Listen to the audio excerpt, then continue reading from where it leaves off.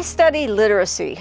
One of the things that faces us in the current world is helping students to improve their reading and writing.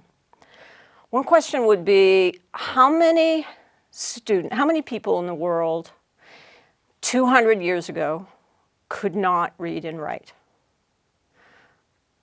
You could make a guess. And then how many students now in the current world, or people, are not literate, who are not able to read and write? And the answer, maybe 200 years ago, was about 15% of the population could read and write. And then now, what are those estimates? They're exactly reversed. So one would think that literacy is high. Only 15% of the world's population cannot read and write. The problem is that reading and writing are vital, crucial to survival in our current society.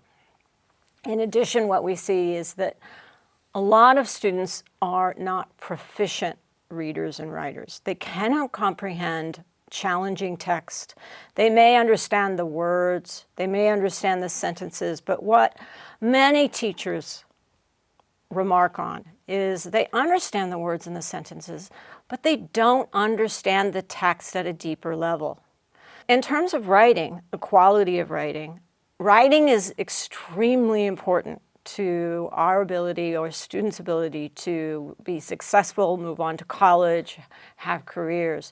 Yet what we also see is that many students do not have practice in writing. Teachers are overwhelmed. They don't have time to provide feedback so that students can get enough practice in writing to improve. Okay, so I want to tell you about two technologies that we've built. One is called iStart. It's interactive strategy training for active reading and thinking. And iStart, one part of it is to teach students to self-explain complex text while they're reading.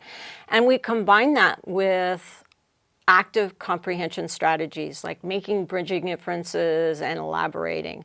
These are quite symbiotic because if you self-explain text and use comprehension strategies, the comprehension strategies improve the self-explanation, and the self-explanation helps to externalize the comprehension strategies.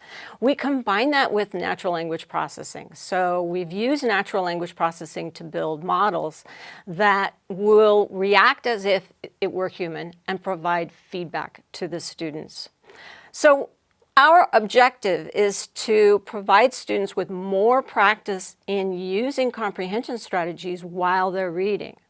And this is viewed as complementary to what the teachers do or what parents might do with the students and learning how to read and understand text at a very deep level.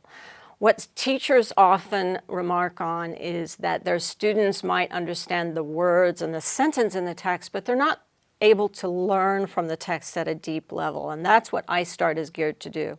We've expanded iStart so it teaches other strategies like summarization, question asking, and understanding multiple documents. But the core is to help students learn strategies to help them understand text at a deep level. And then we've also built another tool like that called the Writing Pal. And what the Writing Pal does is it provides strategy instruction on writing, how to write a basic essay. And then it provides games to practice using the strategies. And the students are also able to write essays, and the system provides automated feedback. So natural language processing is used to build these models that are able to mimic what a human would do and provide feedback. One of the reactions that we sometimes get is that these are going to replace the teacher, or the models the algorithms, the feedback couldn't possibly be as good as what a teacher might give. But what we're doing when we're building these educational technologies is not to replace the teacher, but to provide the students with more practice that a teacher can't possibly give.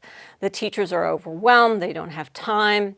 And so our objective is to be able to support the teacher and provide the teacher with the ability to give more feedback, particularly in writing. Teachers don't have time to give enough feedback to the students so they can get a sufficient practice.